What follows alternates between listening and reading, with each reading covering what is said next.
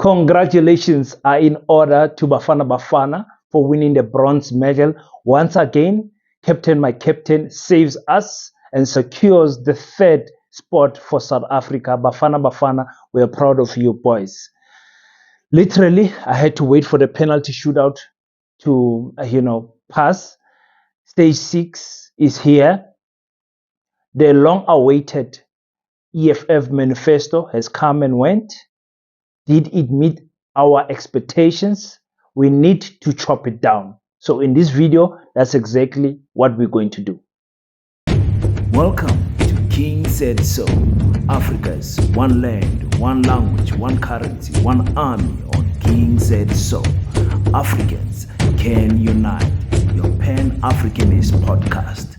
Enjoy. Let's ensure that we download it. Let's ensure that everybody gets to know about what is in the revolution. Manda!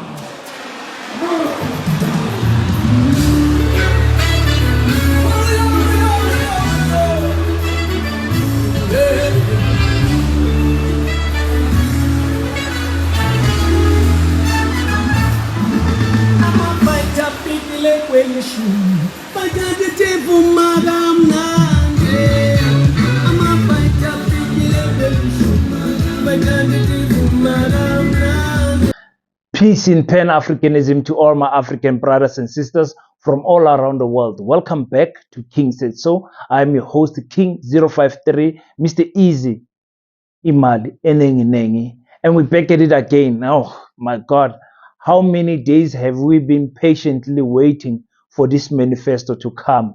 So many activities happened around the manifesto. So many activities happened in the manifesto. It clearly flu-struck Julius Malema delivered a powerful speech.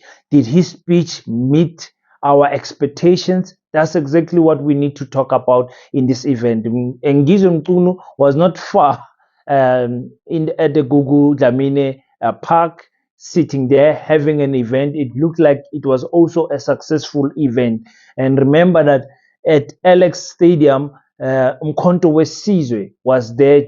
Jacob Zuma was hosting a mini rally, they say, and it was also successful. But all the attention on social media, all the attention on mainstream media was obviously on the EFF because it was dropping the big one, the manifesto that is going to change people's lives. Moses Mabhida was the selected venue. Beautiful venue, one of the most beautiful stadiums in the whole of Africa, if not the whole world. And, it was time for Julius Malema to deliver on what he was promising the people. By deliver, I mean he had to say the right things. And the way they opened the procedures, the way they opened the ceremony, wow. They opened it by singing the national anthem written by Babu Enoch, and they did not sing the stem. Let's quickly listen to him speaking about changing of names of apartheid heroes from the streets, from the schools, everywhere. Listen to this. Comrades, let me tell you, under EFF, there won't be just mass statue, there won't be protest statue, there won't be declared name on the street, there won't be Verwoerd's name on any high school, whether Verwoerd War School or not. Verwoerd War School shall be Steve Biko High School, because Verwoerd must be replaced by Steve Biko. Malan must be replaced by Robert Subukwe. All of them, they must go into a museum of apartheid, and the name of that museum is never again. Now, as you guys know, in this channel, because we have to reach a lot of people, we're using the colonizers' language, which is English. This channel is a channel that advocates for Kiswahili to be taught in every African country. Kiswahili is going to be taught in the school that we are building, the Pan-African School of Economics, Technology, and Agriculture. If you don't know anything about that, don't worry, we're going to keep you informed. Changing of the names of apartheid killers, the Dutch killers, the white settlers here in our country, for the mere fact that the ANC did not take those type of things seriously, it shows me where the ANC's heart is. I don't understand why is it they are not changing names. When ANC refused to vote in favor for the Cape Town International Airport to be named Winnie Madikizela Airport, that's when I saw that these people are not serious with changing names. The ANC literally has not touched the white colonizers' properties, their land, their names, everything. And the EFF is saying, listen, we need to change these names. And also, when we talk about not singing the stem and the English part of the national anthem, of which is something that I encourage it also, is because Afrikaners and the English people, the Dutch and the British, never apologized for their crimes they committed to our ancestors in this country, and they still continue to commit till today in the form of stealing our minerals, in the form of getting white privilege till today. So for me, it's a sign of weakness. In fact, I consider speaking English a sign of weakness as an African also. We just have to reach to a broader audience, because English is spoken widely around the world. But for me, that is why we have the urgency of saying, let's teach our African children one language, so at least the next time the manifesto, the State of the Nation address, or whatever is happening in Africa can be in one language, and that language could be understood the whole of Africa. That's something that we wish for. So I really support that type of thinking. So Moses Mabhida, was it full to capacity? What are my thoughts according to that? Let's first listen to what Julius Malema said about the comrades of KwaZulu Natal coming to Moses Mabhida. I'm very happy to be inside Moses Mabhida. I'm very happy that the KZN comrades were able to fill up this stadium on their own without comrades from other provinces. You have made history today, and you must be proud of yourself that those who said you won't enter Mabhida, you have entered Mabhida. And those who said there is no EFF in KZN, today they've got a scientific proof that there is EFF in KZN. Those who thought that EFF is a regional organization, today know that EFF is a national organization. Therefore, I am happy to be part of this history, and I am happy that many generations to come will read that the EFF went to break new grounds in a very difficult province and made it alive. Today, we are here to unveil the People's Manifesto. Now, because the speech was so long, I will upload the speech alone, so some of you who would want to listen to the speech alone could listen to it. I'm just doing a few breakdowns here of some key points. Now, the stadium was not full to capacity. Let's get straight into that. They said they were going to fill it to capacity. I said no. You guys said they can do it, and it wasn't full. It wasn't full. It was about 90% full, which is still a big success, But I wanted the EFF to set a standard that other parties that are going to come to Moses Mabhida cannot beat. And for me, they did not set that standard that I wanted them to set. It is good that they chose only to bring KZN people, like only focus on KwaZulu Natal people in terms of transportation. There are, of course, some people that came from different provinces, but they were not the main focus. So there wasn't logistics organized for them. They came at a free will. So meaning the numbers was not a lot. I'm sure it was not even more than 5,000 of people coming from outside KwaZulu Natal. But the KwaZulu Natal people, they came in their numbers. I think the stadium was like 90% full. I wanted it to be 110% full. I wanted to see no empty seat. That's what I wanted to see, because I want the EFF to do so well. And I think in terms of that regard, they dropped the ball. So I want us to break down the speech. But before we break down the speech, let's listen to what he said about police men and women. We want you policemen not to look like Deputy President of the EFF or Marshal Dlamini, our Secretary General. I want policemen under the EFF who are fit and proper. The same way you come out of the college, that's the same way you must stay when you are in service. When you lose shape, you lose your job, because we cannot be led by policemen and women who are not fit for purpose. Fighters, every country is strengthening its own army. Let's strengthen our army, because our army is gone. The infrastructure of our army has collapsed, both in land, sea, and in the air.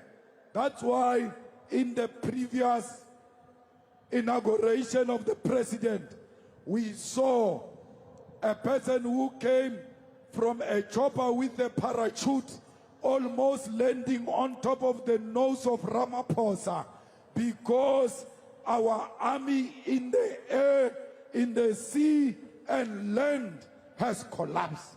We are going to strengthen this army, and we'll take it to Western Cape and everywhere else where drug lords have hijacked our streets, to go and help police on daily basis to combat crime. Yeah, when it comes to policemen and women and traffic cops also gaining weight after coming back from training, it's a big embarrassment. It's a big embarrassment. You look at other police men and women, even securities.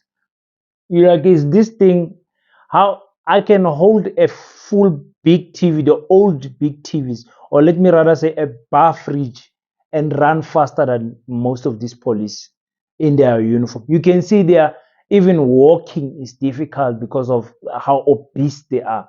And I think the government needs to take that thing serious. There needs to be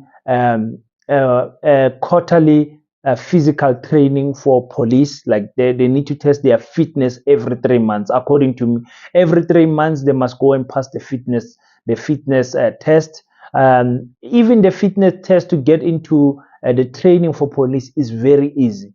It's very easy. I did it once, and I failed because I had tattoos, but I passed the physical test. It's so simple. It was too easy. It was too easy. I've got two other boxers that I was training last year, small boys, 20 and 21 years old. They went to the army this year, and at the army they saying, King, this is too easy for us. This is too easy. Even the army training is not what it used to be. So they really need to change that. When we get into breaking down the speech, I made some few notes for you guys here. The main focus was land, jobs, and stop load shedding. That was the main thing. That was the main theme of the whole speech that he made. He did speak about land. He did speak about gender-based violence, which is a big pandemic here in South Africa, of which I think the government does not give it the seriousness it deserves. whether from the correctional service, arresting, the type of rights that criminals have. A criminal that has beaten or killed a woman or a child needs to be treated differently. That's not like someone who went to prison for stock theft, or for minor petty crimes. Like a person that kills a woman, a person that beats up women, a person that rapes women and children needs to be treated. He has taken his human rights away from himself by just doing that. And I think the way our prisons are so comfortable, going to prison, it's not such a bad sentence for some of these criminals, because they're getting meals, they're getting a blanket, they're getting a bed, they can get free education, they can get free training. It's just pure rubbish what is happening there. Again, I told you guys, I said I don't agree with the level of the number of artists that were brought there. I did not want this event to turn into a music festival. Like, there is a fine line in in an event getting attraction because of politics, and or because of the artist on the lineup. And again, the amount that artists perform for, I'm telling you guys, the money is too much. You heard Uringo was suing the ANC for millions of rands, and for the work that he has done with for the ANC. The elections, I can't remember which year it was, but he wanted his money now. Now he has shifted, working with the EFF. He's an EFF member, and he's the one who did that theme song, Vumagam Nande. That song rocks. That song rocks. I need to get it as my caller. Excuse me. That's my caller tune. I like that song so much. So for me, I said that money could have been used differently. Some of you don't agree with me, saying they could have put stalls of different companies and tried to create employment. Be a manifesto that creates employment on the spot. To say, when we say we can create jobs, we are not joking. Here are the jobs. Take some of that money you are going to give to the artist, and build, go and check people who are living with wheelchairs. Can they move freely in and out of their houses? You create stupunyana, where they can rail their wheelchair when it's raining. It must not be stuck in the mud. Get our grandparents try to fix the roofing, the doors, whatever it is. I'm not saying don't get an artist at all. I'm an artist myself. This is a South African Hip Hop Award. Award. Let me show you guys. As you can see there, it's written 2006. What is it written here on the bottom? King of Northern Cape. That's where I stay. As you can see there on the top, South African Hip Hop Award. So I'm an artist myself, but I'm more a Pan-Africanist than I'm an artist. And as a Pan-Africanist, I would have used the money better. I would have gotten some artists, yes, but it would have not been at that level. In fact, as if that was not enough, they have an after party. They have an after party. So for me, it's like, no, man, what are we doing as Pan-Africanists? Because we're trying to run away. The reason why this channel is building the school is because we're trying to run away from the narrative that our generation is the piano generation, is the street bass generation, is the Majaivana generation that has no contribution to the political struggles of black people, that has got absolutely no contribution to the black agenda. Our generation, we will die, and we will be known for partying. That's what we're going to do. And as a Pan-Africanist political party, I think the EFF could have done better in that regard. Most of you disagree, it's fine. We're not going to agree with everything as Pan-Africanists. And I like that he said he's not going to come to Moses Mabhida and deliver promises, but he's delivering commitments. He's delivering a commitment that they will fix the infrastructure, the commitment that they will create the jobs. That is what I want. You played around nicely with those words. Oh my God, and you were sick, eh? I see pictures of him with snot people placing that picture, laughing at him. I'm like, oh, you people who never had flu, you never, you should recommend this person for going in the end. Before he started the speech, he said, listen, my eyes is bothering me because he's sick. He says, my eyes is bothering me, but I hope because of the wind, I hope I'm going to be okay. And because of the wind, for some people like myself, who's got a problem with sinuses, if I was in a windy place and a dusty place, I'm telling you, I'll struggle to deliver a speech. But anyway, he did it. And to see adults turning that picture into a joke, it's like, our country still has a long way to go. So he also said that there is no white person, there's no the Rupert Oppenheimers, there's no white person that has sponsored that manifesto. It is good for him to say that, because other political parties will never come out and say that, because most of them are sponsored by the white monopoly capitalists. Most of them, even those who are competing in Cape Town. You remember the PA president, Gayton McKenzie, told us that he was offered 32 million or something around there. Don't quote me on the amount, but it was millions somewhere there, 32 to 35, somewhere there.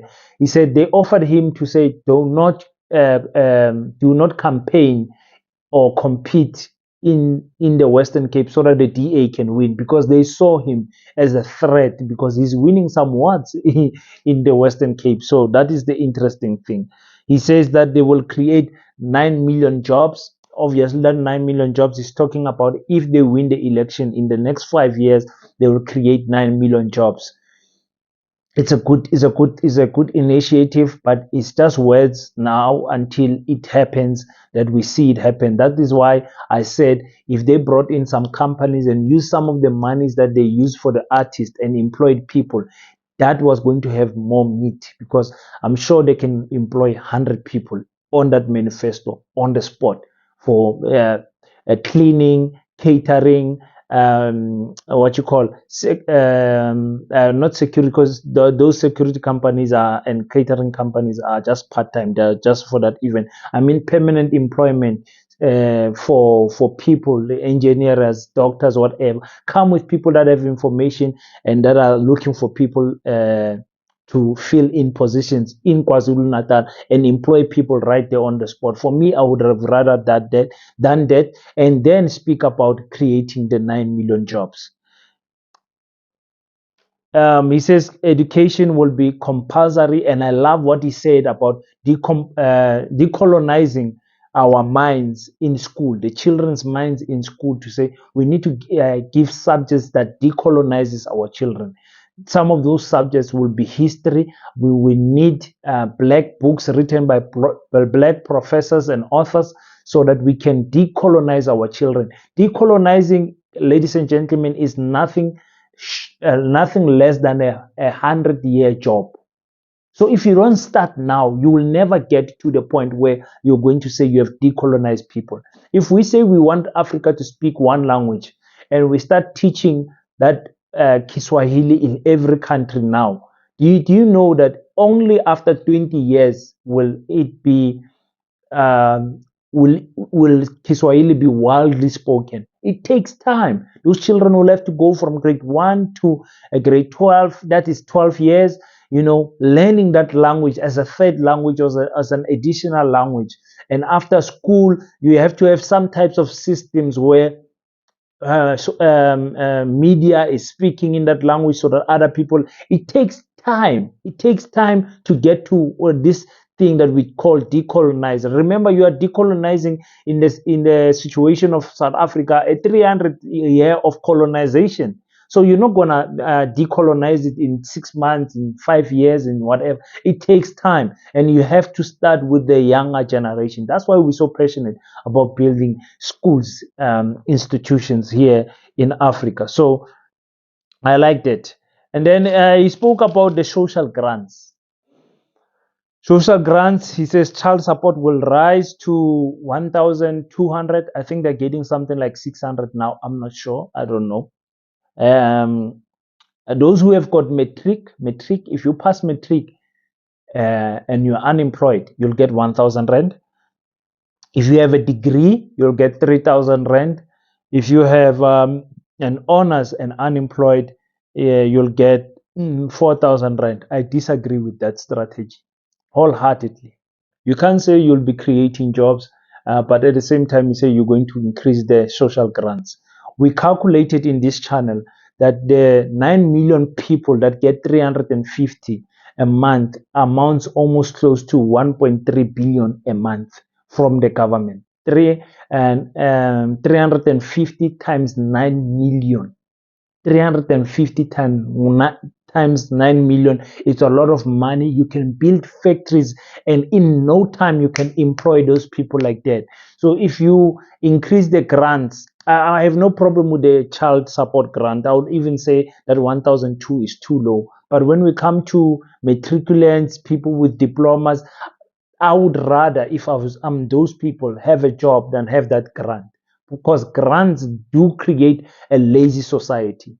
I believe that a grant, for some people, they're just going to aim just to get to matric. Some people are just going to aim just to get that diploma and say, why must I work? Because I can get the 3,000 every month. It contributes to my family, and I can just do other things. But I'm getting the 3,000 rand that I'm not working for. 3,000 rand, it's a lot of money.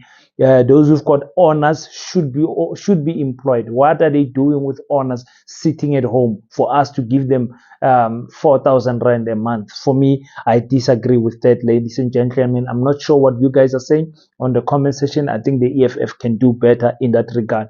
And almost all political parties are going this route of increasing social grants and all of that. No, I don't agree with that. He also spoke about the LBGQ rights and how nobody must be bothered by how other people choose to live their life. I agree with that. The way you want to live your life is your choice. It's your choice. I totally agree with that. What I don't agree with is LGBTQ, what LGBTQIA plus. I don't know. Is those people getting extra rights? The only rights that they deserve is human rights. The rights I get and the rights that you get is the rights that they must get, because we are all human. And whether they like it or not, they are either male or female, but chooses a different sexual orientation. They are either male or female. There is no, it's either a lesbian girl or a gay man or a transgender man or a transgender woman. It's always these two genders that have chosen to go a separate direction. We don't need all of those alphabets, according to me. As a Pan-Africanist, I see that as an attack to the African family structure. I see that as a disturbance to that, but I'm not judging. I'm just saying, live your life, but don't expect extra rights. Nobody must get extra rights. If there is people that must get extra rights, it's women that must get more protection from the government, because the government is simply not protecting them enough. They are getting killed and raped daily. You understand what I'm saying? In numbers that rivals war zones. Our women are getting killed on those raids. I would focus more on them, and I'll say to my gay brothers and sisters to say, live your life the way you want, but you will get human rights. Nobody must abuse you for the choices that you have made sexually. Nobody must, discriminate against you. You must also get job opportunities just like everyone else. No special rights. That's what I would say. He spoke about free Wi-Fi in public institutions, hospitals, libraries, parks, and all of that. I agree with that. I think uncapped Wi-Fi is so cheap. It's very cheap. You can connect it almost everywhere, and other countries, they don't have a problem with things like this. It's just us Africans who are behind, and the reason that is because we are not in the telecommunication industry the way we're supposed to be as Africans. As Africans, you understand what I'm saying? So we need to compete and rival this Vodacom and MTN and all of that, so that their data prices can go down. The other rival that we must have is this nonsense DSTV that we must rival. So he said we must build the state-owned banks. We know that The EFF is all about the state-owned bank and owning the Reserve Bank. In this Pan-Africanist podcast, we agree with that. We don't see any way that we can infiltrate the finance market without having a state-owned bank or some state-owned banks, 2 or 3 of them, nationwide, and owning the rights of printing our currency. I don't see how that is not part of the agenda of the ruling party. Anyway, he says again, we must revive the Pan-African Parliament. Also something that is very important, because the African Union is simply useless. The African Union is doing nothing to protect the Pan-African rights, to protect Africans from Europe and America and Asia. They're simply doing nothing. There isn't. They have withdrawn. The African Union has withdrawn from assisting DRC with the killing the massacre that is happening in the DRC. And now SADC has taken over South Africa, being the head of the army deployment that is there in the DRC. I mean, it's just pure madness that is happening in the African Union. We need a Pan-African Parliament that is going to involve people that can act, and it must have teeth to bite. Must have teeth to bite. So, what do I think about the whole speech, the manifesto speech? First of all, we had who did we have? Rise Mzansi. Rise Mzansi. We gave them a 6 out of 10. We said the president failed in terms of playing around with the emotions of the people. Then we had what you call Build One South Africa. Build One South Africa did very well. Musimaimane was very much on fire, and we gave him 7 out of 10. Now we have the EFF. The EFF has delivered his speech. Julius Malema did very good. We were hoping to give him 10 out of the 10, but it was not a 10 out of 10, and it was not a 9 out of 10. Unfortunately for me, or fortunately, I'll give him an 8.5. 8.5 out of 10, a solid 8.5, which is still very good. I love what he said. I love how he delivered it. Unfortunately, the man was a little bit sick, and the stadium was not full to capacity the way I would have wanted it, about 90% full. I think they could have done a little bit better in that regard. You go on the comment section and tell me if you agree with me. Rate Julius Malema's speech. Tell me what are you giving him, a 7, a 10 out of 10, a 9 out of 10, or do you agree with the 8 out of 10? So that is my breakdown of the speech. I will download the whole speech. I will upload the whole speech for you guys, for those who want to watch it separately without my annoying voice. But anyway, thank you so much for everyone that has subscribed, guys. The channel is growing fantastically. I don't take it lightly for you guys giving this channel a louder voice, because the more people that subscribe, the more we can preach the African agenda to many Africans. So I appreciate it, Gakuluma Africa. Thank you so much. Continue to subscribe wherever you are watching us from. Overseas, make sure, from the Caribbeans, make sure that you subscribe and you share these videos so that we can preach the Pan-African spirit and agenda to as many people as possible. I really appreciate it, guys. The channel is succeeding my expectations of how I thought it would have went. And if God be with us, who can be against us? I really believe that we're going to impact our generation, starting with the school. I'm saying starting with the school because the school is just but one institution of many that we're going to build from this channel. We have met great people in this channel. I've met, people that I would have otherwise not have met if we never started this channel. I really appreciate, and I pray for you guys. Some of you by name, because I know you. So thank you so much for subscribing. Thank you for the contributions that you are making to the channels, the super thank button, the monthly contributions that you guys are doing to the channel. I don't take it lightly. I really appreciate it so much. I can't say it enough, guys. I can talk forever to say thank you. Nyabonga. So, guys, until we meet next time, don't forget to pray. And after you pray, stand up, African child. Do your best so that God can do the rest. Peace in Pan-Africanism. I salute you. Black Heart, the hustle continua. 100% good quality t-shirts, made to inspire your goals and dreams.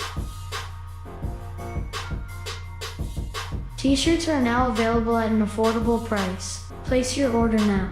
068-473-6908. Instagram at Black7576. Facebook page Black Heart.